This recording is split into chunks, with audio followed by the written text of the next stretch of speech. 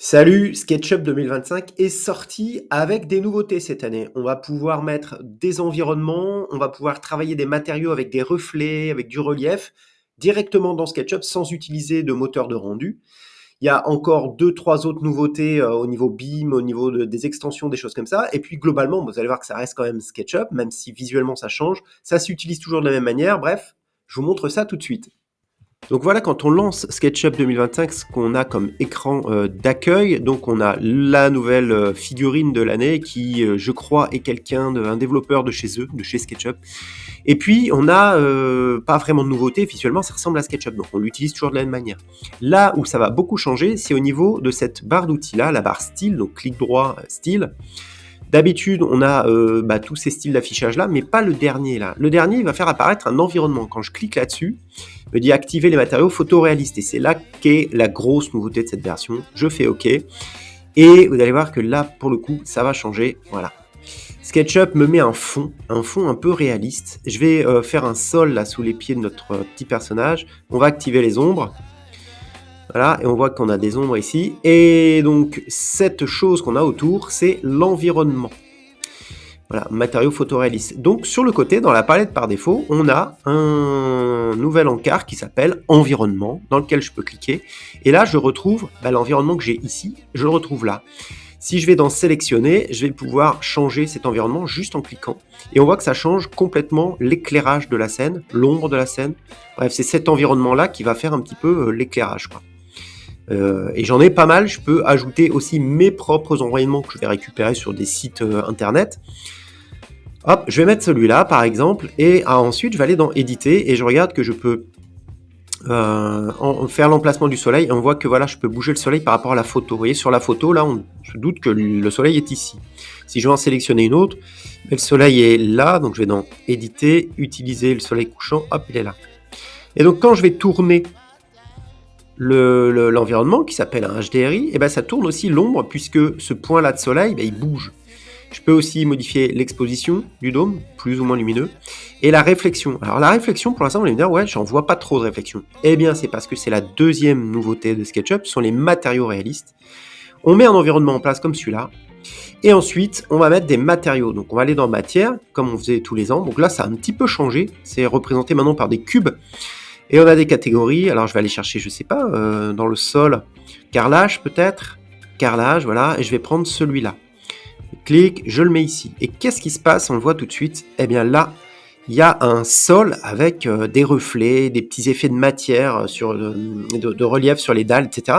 Un truc qu'on n'avait pas du tout avant dans SketchUp, voilà. Et c'est ça pour tous les matériaux qui sont ici, voilà. J'ai du relief et du brillant. Mais en tout cas, c'est sympa.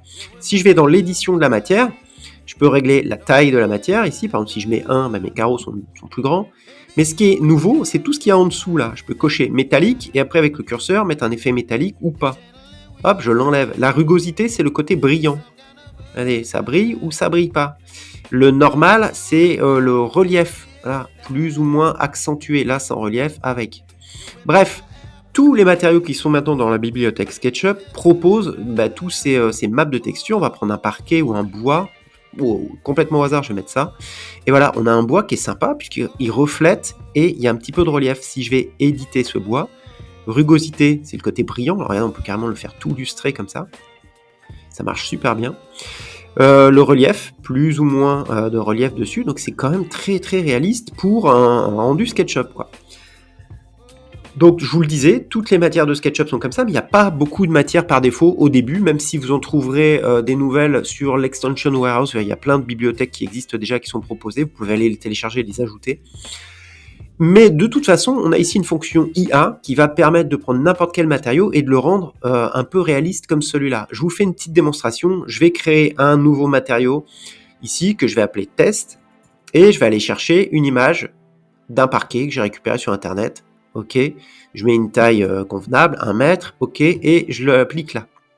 Donc j'ai un parquet, mais on voit qu'il n'y a pas tous les reliefs, si je vais dans éditer, vous voyez, il n'y a rien du tout. Alors évidemment, je peux cocher rugosité, et puis commencer à bouger, et ça va briller. Ça, le brillant, il n'y a pas de problème, le fait métallique aussi. Mais ce que j'aimerais, c'est que ce parquet ait aussi du relief en fonction des aspérités du bois, des lames de parquet, etc. Donc là, je peux demander à l'IA, ici, en cliquant sur ce petit bouton-là, d'aller faire le travail. C'est-à-dire qu'elle va envoyer l'image, SketchUp envoie l'image sur ses serveurs, va traiter l'image avec l'IA et me remettre ici des maps de texture parfaites, ou en tout cas les mieux possibles, pour essayer de faire briller le plus justement possible et d'avoir surtout du relief. Donc j'attends un petit peu qu'il ait fini son travail et on va voir le résultat. Donc voilà, SketchUp a envoyé ça sur ses serveurs et il me renvoie ça. Alors on va regarder ce qu'il a fait. Donc rugosité, je peux régler, plus ou moins brillant. Donc je vais faire un petit peu moins comme ça. Et j'ai le relief qu'il n'y avait pas tout à l'heure. Et voilà mon parquet à quoi il ressemble maintenant. C'est quand même plutôt pas mal, je trouve, hein, pour un logiciel qui n'est pas un logiciel de rendu. Donc une vraie nouveauté intéressante dans SketchUp. Maintenant, on peut se demander à quoi ça va nous servir. Est-ce que ça va remplacer les rendus? Vous allez voir que non, parce que pour l'instant, ça ne reflète que l'environnement. Alors, je m'explique. Par exemple, si sur ce parquet, je viens faire poser une chaise, hein, on va faire ça, on va importer un objet. Voilà, je viens d'importer une chaise. La chaise, bah, évidemment, il y a l'ombre de la chaise, mais est-ce qu'il y a le reflet de la chaise? Non.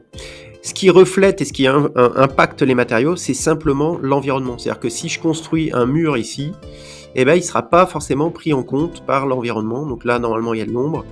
Voilà, et ça fait ça. Ça reflète quand même. Vous voyez, donc on va avoir des grosses difficultés à faire un rendu réaliste avec ça.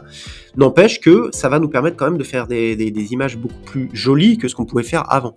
Pour tester ça, je vais prendre un modèle 3D que j'ai déjà utilisé, une petite scène, et on va voir à quel point ces nouvelles fonctionnalités d'affichage de SketchUp peuvent nous sortir une image jolie et réussie au bout du compte.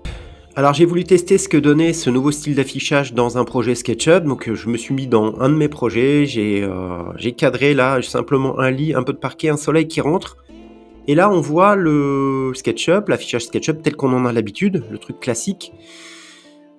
J'ai mis la même scène avec un style d'affichage dans le style 2024 où on pouvait retirer les arêtes et rajouter l'occlusion ambiante. Ça, c'était l'effet, la nouveauté d'affichage du SketchUp 2024. Et regardez maintenant en 2025 le résultat. Donc, on a quand même une nette amélioration.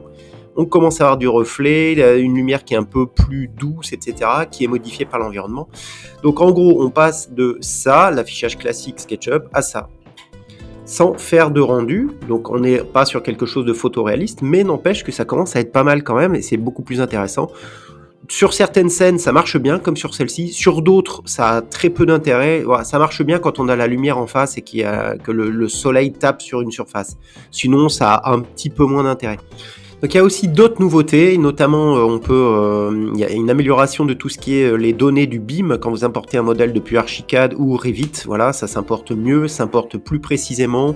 Il y a moins de bugs, etc. Donc ça a été amélioré. Il y a de nouveaux formats d'export 3D, d'import 3D aussi.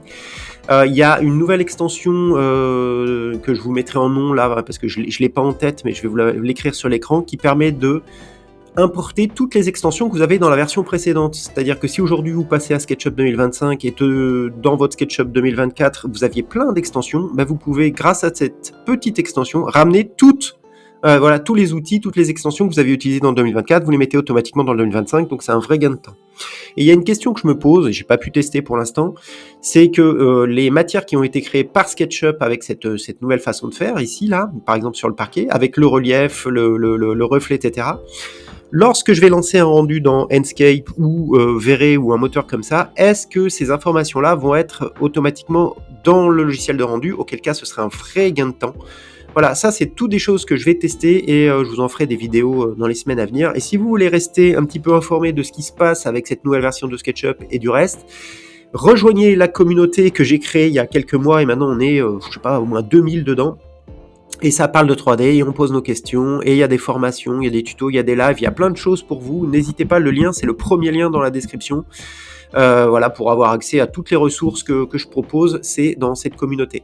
Voilà, je vous dis à très bientôt pour de nouvelles vidéos sur ce nouveau logiciel, cette nouvelle version du SketchUp 2025. Ciao!